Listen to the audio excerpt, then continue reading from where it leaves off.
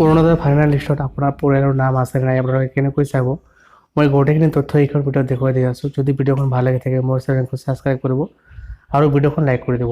তেনেহ'লে আহক আজি ভিডিঅ'খন আৰম্ভ কৰোঁ। আপোনালোকে ব্ৰাউজাৰত চাৰ্চ কৰিব অৰুণোদয় বুলি, তাৰপিছত ফাৰ্ষ্ট যিটো লিংক আহিব তাতে ক্লিক কৰিব।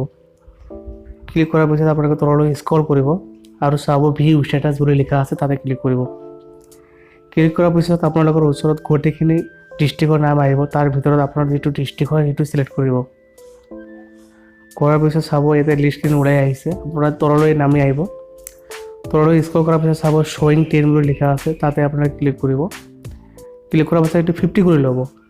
কৰাৰ পাছত চাব আপোনালোকে একেবাৰে 50জন মানুহৰ নাম একেবাৰে চাব পাৰে। অ'কে, আৰু এটা বস্তু চাব ইয়াতে টোটাল পেজ আছে 386, গতিকে আপুনি এটা নাম চালে বহুত টাইম লাগি যাব। আপোনালোকে ওপৰলৈ আহিব আৰু সাৰ্চ বাৰত টাইপ কৰিব আপোনালোকে সাৰ্চ ফৰ নাম লিখা আছে তাতে আপোনালোকে যিখন নাম বিচাৰি আছে সেইখন নাম ইয়াতে সাৰ্চ কৰিব। অ'কে, সাৰ্চ কৰাৰ পিছত আপোনালোকে চাব সেই নাম থকা মানুহ বহুত ওলাই আহিব। অ'কে, একেই নাম একেই উপাধি থকা মানুহ ওলাই আহিব। আপোনালোকে চিম্পল ইয়াতে তলত আহিব আৰু নেক্সটত ক্লিক কৰিব। যদি ফাৰ্ষ্ট পেজত নাথাকে ছেকেণ্ড পেজত চাব একেই নাম থকা একেই উপাধি থকা বহুত মানুহ আহি যাব।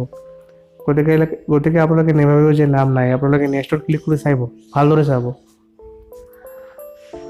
যদি ইয়াতে নামখন বিচাৰি পায় তেনেহ'লে আপোনালোকে এক কাম কৰিব, বেনিফিচিয়াৰী ষ্টেটাছ চেক কৰিব পাৰিব। অ'কে, লিষ্টত নাম আছে কিন্তু আপোনালোকে টকা পাইছে নে নাই, আপোনাৰ ষ্টেটাছটো এক্টিভ আছে নে নাই কেনেকৈ চাব, ইয়াৰ কাৰণে আপোনালোকে চাব যিটো বেনিফিচিয়াৰী নাম্বাৰ আছে সেইখন ইয়াৰ পৰা আপোনালোকে কপি কৰিব। অ'কে, আপোনালোকে সেইটো ইয়াতে টিপি ধৰি ৰাখি কপি কৰি ল'ব। কপি কৰাৰ পিছত আপোনালোকে কপি কৰিব। কপি কৰাৰ পিছত আপোনালোকে আকৌ হোম পেজত আহিব। অ'কে,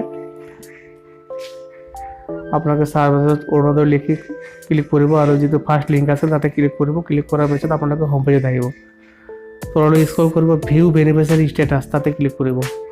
ক্লিক কৰাৰ পাছত আপোনালোকৰ ডিষ্ট্ৰিক্টখন চিলেক্ট কৰিব। ইয়াৰ পৰা চিলেক্ট কৰাৰ পিছত আপোনালোকে যিটো বেনিফিচিয়াৰী নাম্বাৰ আপোনালোকে কপি কৰিছিল সেইটো ইয়াতে পেষ্ট কৰি দিব। অ'কে, এইটো পেষ্ট কৰাৰ পিছত তলত চাৰ্চ বুলি লিখা আছে তাতে ক্লিক কৰিব।